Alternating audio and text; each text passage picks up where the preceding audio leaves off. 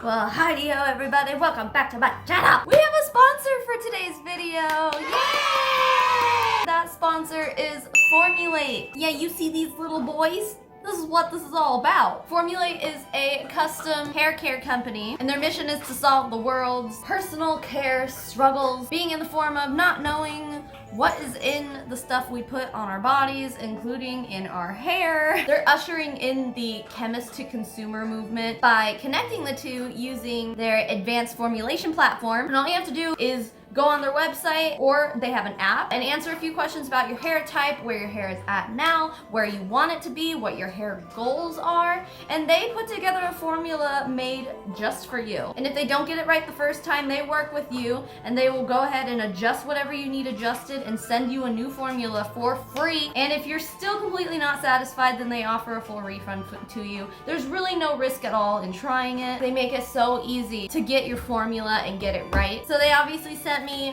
these 2 bottles, and my hair is tied up right now because I don't wash my hair very often. I wash it maybe once a week. That's, you know, I have bright ass purple hair and it's bleached to filth, so it's getting to the point where I am gonna need to wash it again, but I have it tied up right now because it's getting a little oily. Anyway, their formulas are sulfate, paraben, preservative free, and cruelty free, and this is not something that they have like on their website. I actually saw this on Facebook because now once I started kind of working with these guys, I started getting a lot of ads on Facebook for Formulate. There were a lot of people on there saying like, well, you guys use silicones. I'm not like a hair expert, but I guess people with curly hair try to stay away from silicone because it can build up. They were really great about answering all their questions in the Facebook comment section. They said that if you don't want silicone in your shampoo and conditioner, they have a little chat option on their website, and you can put in your order and then request no silicone, and they'll do that for you. But so it's wonderful because you really get to know what is in the formula. It has all the ingredients of everything in my shampoo and in my conditioner. And on the inside, it's all about the formula they made me. I put color protection in mine too. Of course, manageability, deep conditioning, hydration, and strengthening. Those things are important to me because my hair is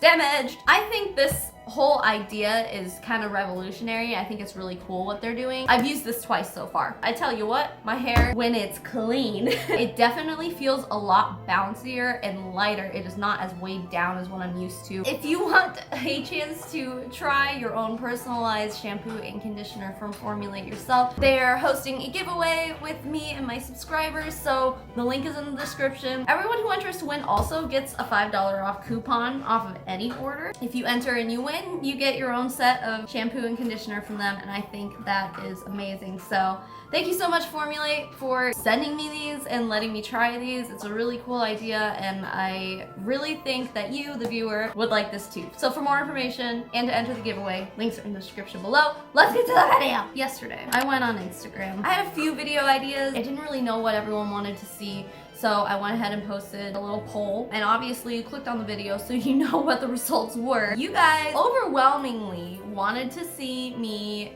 do my makeup the way I used to do it 10 effing years ago. Guys, we are in for a doozy. I have references more than 10 years ago. I've been wearing makeup since 6th grade, so I was like 11 years old because I have trichotillomania. When I was 11, I started like just pulling all the hair out of my face, and I started getting bullied a lot, and in effort to sway some of the bullies from leaving me alone, my mom was like, hey, you want to start wearing makeup? And I was like, yeah, sure, Mom. My mother is a saint, but she didn't teach me much. Looking back at these pictures, I'm like, oh my god, it's embarrassing. And it's like, no wonder I was bullied. I'm sorry, where was I? We have a baby here, excuse me. I was 11 more than 10 years ago. I've been wearing makeup for a long time. However, I would say that my makeup skills didn't really get great until maybe like 5 years ago. I do have a few old pictures to go off of, like this one in particular. This is the first, like one of the first ones I could find. Do we see these eyebrows, honey? Honey! I wore them like this for so long. My eyebrows were, I had nothing naturally there, so instead of making them look natural, you know, I just went, meh. I was a Sharpie girl. As far as eyeliner goes, I hadn't mastered a wing yet. I think most of these pictures I'm showing you are between 2005 and 2007, when I was like 14, 15, 16 at the most. A lot of these too, like this one for example, you can see my lack of eyelashes due to my trichotillomania, but I still used mascara. Now I will say,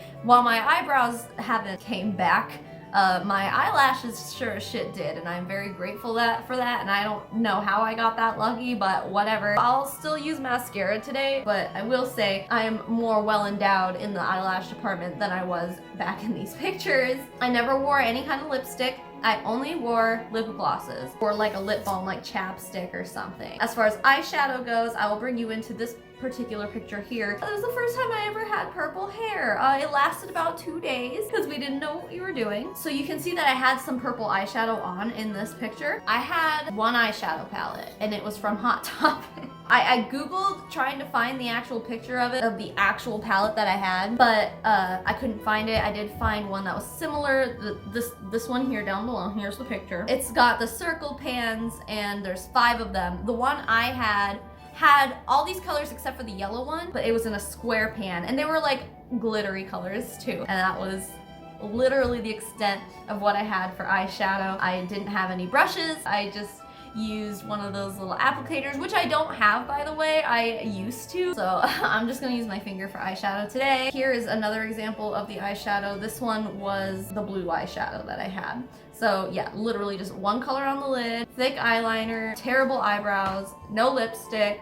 I did have one blush by CoverGirl. Couldn't tell you what it was. As far as foundation and like powder and stuff goes, whoo girl, I did my foundation with my hands, and guess what? That's what we gonna do today. I never used concealer. I'd say that the bags under my eyes have probably gotten significantly worse as I've gotten older, but I've always had really bad bags under my eyes. I used to literally just pack on foundation under my eyes. It was bad. I was a cakey mess, honey. I also don't have like a pressed finishing powder the way I used to, so I actually just got this Cover FX. This is way higher quality than I ever used, but it has this finishing powder in it, so I figure that's what I'll use. And then obviously I would use the little like powder puff that came with it. I don't have one of those, but I do have this sponge, which is dirty. I didn't clean it because first of all, I almost never use this, and second of all, if I got it wet, then it wouldn't work, so I'm just using it dry and it's dirty. I'm sorry. No primer, nothing like that. We ain't about that life. All right, so let's just get into it.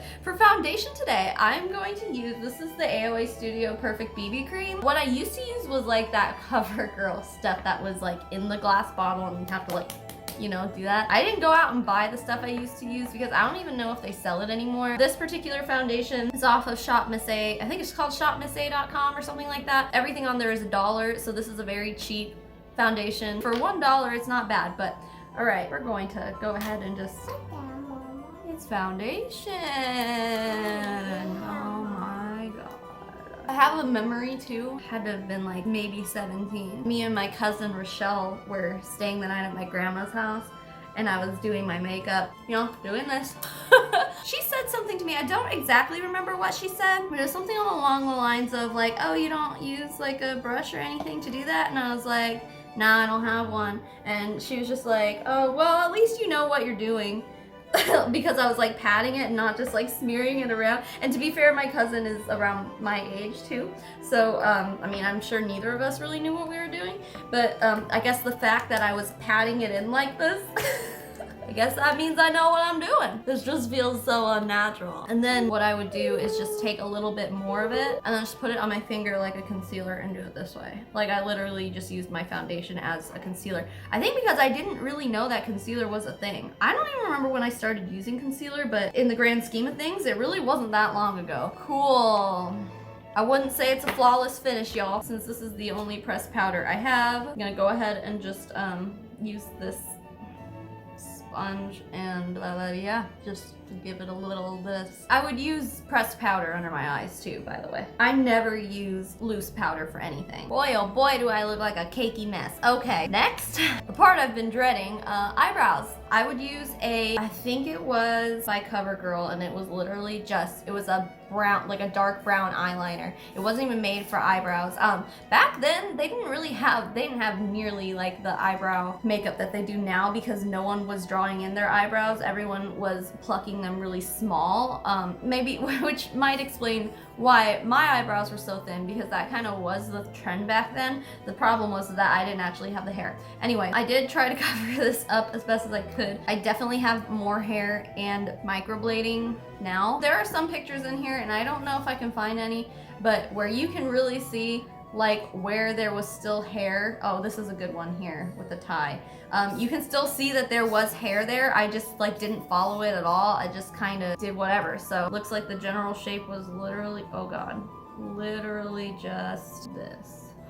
Jeez. Oh no. This, I'm literally triggered right now. If you guys even knew like how bullied I was because I wore my eyebrows like this, that's, oh. Okay, so for eyeliner, like I said, I had no perception of what a wing was, and I didn't have liquid eyeliner. I just used a pencil. This is an Urban Decay Glide On eye pencil, so this even is probably still better than anything I ever used. And I eventually did use liquid eyeliner after a certain point, but I don't remember when it was. I just remember having a black pencil and literally just putting it on my lash line because I had no eyelashes. Anyway, all right, no wing, no wing. And then we would do under the lashes. Oh my god, I am so fucking triggered right now. There came a point in high school where I really wore my eyeliner. Oh my god, this is so bad. I'm looking in the viewfinder like, oh. There is a point in high school where I started literally like bringing this eyeliner like up onto my lid, honey, and being a raccoon. This seems about right. Okay, let's do mascara. I used to use, I don't remember what it's called. I want to say it's called like Great Lash or something, but it's the, you know exactly which one it is. It's the one in the pink bottle with the green lid. You remember that? That's what I used to use. I'm gonna use this Unlashed Wander Beauty one because quite honestly, it's running out and it's not as like pow as it used to be. And I think that is pretty close to the quality of what I used to use was. And then I feel like I didn't start putting mascara on my bottom lashes until like a long time later because I thought you weren't supposed to. Like I said, now I am a lot more well endowed in the eyelash department. This is pretty much the extent of the quality of mascara I was using anyway. Then after that, I would do my eyeshadow. So obviously I don't have the old palette that I used to have. There's one eyeshadow palette that has one shade in it that I think is very similar to what I used to have. That is the Laura Lee Party Animal palette. The shade I'm talking about specifically is this pink one, the bottoms up one. It is glittery and not pigmented as hell. And that's pretty much what I used to use. I don't have any pictures of me using a pink eyeshadow. I pretty much didn't use the color pink. I was always using the purple and the blue one. However, these ones I honestly think are just way too pigmented to try to do now. So since this one is not pigmented and sparkly, I think it is perfect for the era from whence I came. So I'm gonna go ahead and just put this on with my finger because I don't have a sponge applicator. And you know what? Even this is probably a better blend job than I ever did before. Yeah, so that seems about right. I also remember too, I used to have, I also got from Hot Topic, I had like this cream eyeshadow that was bright green, and I would use that on my lids too sometimes when I thought I was edgy. Next, I would do blush. So since I have this palette, I'm just gonna use this pink blush because that color is pretty close to what I used to use. And I brought this brush to use it with because this is supposed to be a contouring brush, but like the bristles are so long, like it just doesn't, like it's not stiff enough to, I don't know. So I figure I will just use this brush because it's pretty close. I mean, obviously nicer than what you get as an applicator with the blush that you would buy in the drugstore those days, but it's pretty similar. So this is kind of like a normal amount of blush, but I mean, I feel like there's no way I only put a normal amount of blush on. There's no way. I think this is about right. And then I guess that just leaves us with lips. And like I said, I only use lip glosses and lip balms.